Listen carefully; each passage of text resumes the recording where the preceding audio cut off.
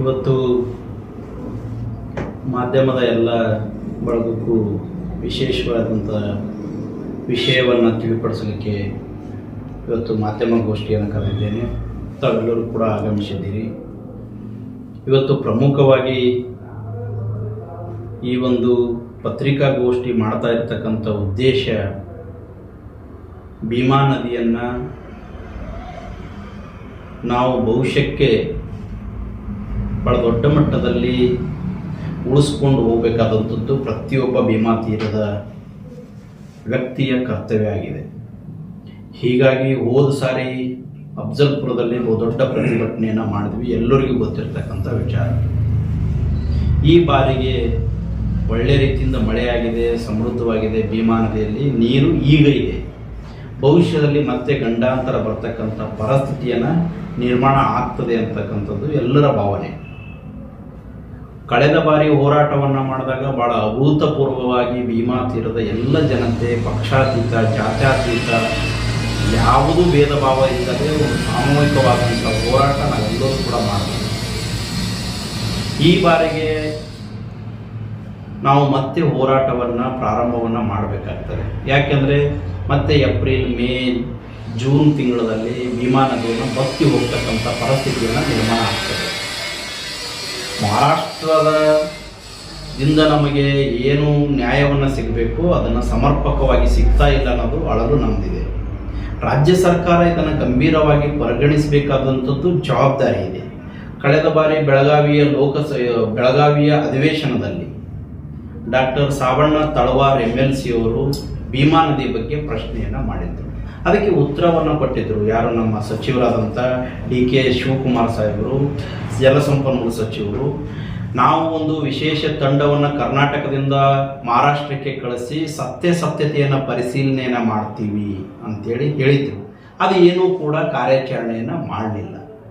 ನಾನು ಈ ಸಾರ್ತಿಗೆ ಭೀಮಾ ತೀರದ ಎಲ್ಲ ಭಾಗದ ಶಾಸಕರಲ್ಲಿ, ವಿಧಾನ ಪರಿಷತ್ತು ಸದಸ್ಯರಲ್ಲಿ ವಿನಂತಿ ಮಾಡ್ಕೊಳ್ಳೋದೇನೆಂದರೆ, ಈ ಬಾರಿಗೆ ನಡೀತಕ್ಕಂಥ ಮಾರ್ಚ್ ತಿಂಗಳಲ್ಲಿ 3ನೇ ತಾರೀಕಿಗೆ ಏನು ಅಧಿವೇಶನ ಪ್ರಾರಂಭ ಆಗ್ತದೆ, ಆ ಅಧಿವೇಶನದಲ್ಲಿ ಪ್ರತಿಯೊಬ್ಬರೂ ಕೂಡ ಈ ಭೀಮಾ ನದಿಗೆ ಆಗ್ತಾ ಇರತಕ್ಕಂಥ ಅನ್ಯಾಯ ಮತ್ತು ಭೀಮಾ ನದಿಯನ್ನು ರಕ್ಷಿಸಿಕೊಳ್ಳುವಂಥ ನಿಟ್ಟಿನಲ್ಲಿ ಏನೆಲ್ಲ ವಿಷಯಗಳನ್ನು ಚರ್ಚೆ ಆಗಬೇಕಾಗಿದೆ, ಸರ್ಕಾರದ ಗಮನಕ್ಕೆ ತರಬೇಕಾಗಿದೆ ಅನ್ನೋದ್ರ ಬಗ್ಗೆ ಗಂಭೀರವಾಗಿ ಪರಿಗಣಿಸಿ ಅಧಿವೇಶನದಲ್ಲಿ ಪಕ್ಷಾತೀತವಾಗಿ ಧ್ವನಿ ಎತ್ತಕ್ಕಂಥ ಕೆಲಸ ಮಾಡಬೇಕು ಅನ್ನುವಂಥ ಉದ್ದೇಶಕ್ಕಾಗಿ ಪ್ರತಿಯೊಬ್ಬರಿಗೂ ಕೂಡ ಅವರಿಗೆ ವೈಯಕ್ತಿಕವಾಗಿ ಭೇಟಿಯಾಗಿ ಭೀಮಾ ನದಿಗೆ ಬಚಾವತ್ ತೀರ್ಪೇನು ಬಂದಿದೆ, 1973-76ರಲ್ಲಿ ಬಚಾವತ್ ತೀರ್ಪೇನು ಬಂದಿದೆ, ಅಲ್ಲಿಂದ ಇಲ್ಲಿ ತನಕ ಭೀಮಾ ನದಿಗೆ ಏನು ಅನ್ಯಾಯ ಆಗಿದೆ, ಭೀಮಾ ನದಿ ನೀರನ್ನು ಸಮೃದ್ಧವಾಗಿ ನಮಗೆ ಬಳಸ್ಕೊಳ್ಳಿಕ್ಕೆ ಏನೆಲ್ಲ ಸಮಸ್ಯೆಗಳಾಗಿವೆ, ಯಾಕೆ ಅದಕ್ಕೆ ಏನು ಪರಿಹಾರಗಳಿವೆ ಅನ್ನೋದನ್ನು ಅಧಿವೇಶನದಲ್ಲಿ ನಮ್ಮ ಭಾಗದ ಎಲ್ಲ ಜನಪ್ರತಿನಿಧಿಗಳು ಮತ್ತು ವಿಧಾನ ಪರಿಷತ್ ಸದಸ್ಯರು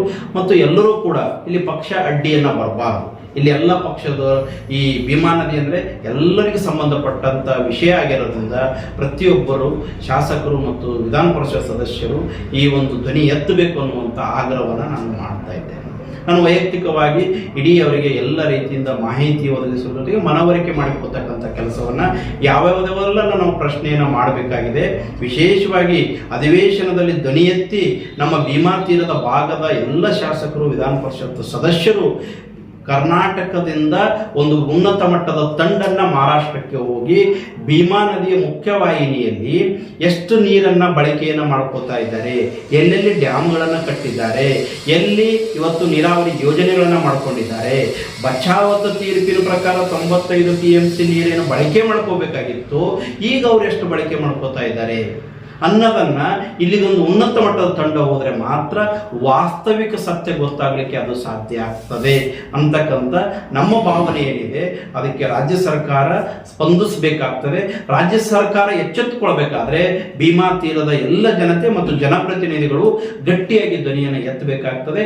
ಇದು ಸಕಾಲ ಇದೆ, ಆ ಕೆಲಸವನ್ನ ಆಗಬೇಕು ಅಂತೇಳಿ ಮಾಧ್ಯಮದ ಮುಖಾಂತರ ಕೂಡ ಎಲ್ಲರಿಗೂ ವಿಷಯ ತಿಳಿಯಲಿ ಅಂತೇಳಿ ಇವತ್ತು ನಾನು ಮಾಧ್ಯಮ ಗೋಷ್ಠಿಯನ್ನು ಕರೆದಿರುವಂಥದ್ದು. ಮಾಧ್ಯಮದ ಮುಂದೆ ಇದನ್ನು ಹಂಚಿಕೊಂಡ್ರೆ ಎಲ್ಲ ಕಡೆಗೂ ಕೂಡ ಪ್ರಚಾರ ಆಗ್ತದೆ ಅನ್ನೋ ಕಾರಣಕ್ಕಾಗಿ ಈ ವಿಷಯವನ್ನು ನಿಮ್ಮ ಗಮನಕ್ಕೆ ನಾನು ತರಲಿಕ್ಕೆ ಬಯಸ್ತಾ ಇದ್ದೇನೆ. ಅದಕ್ಕಾಗಿ ಈ ನಾಳೆ ನಡೀತಕ್ಕಂಥ ಅಧಿವೇಶನದಲ್ಲಿ ಭೀಮಾ ನದಿ ಬಗ್ಗೆ ಬಹು ದೊಡ್ಡ ಚರ್ಚೆ ಆಗಬೇಕು.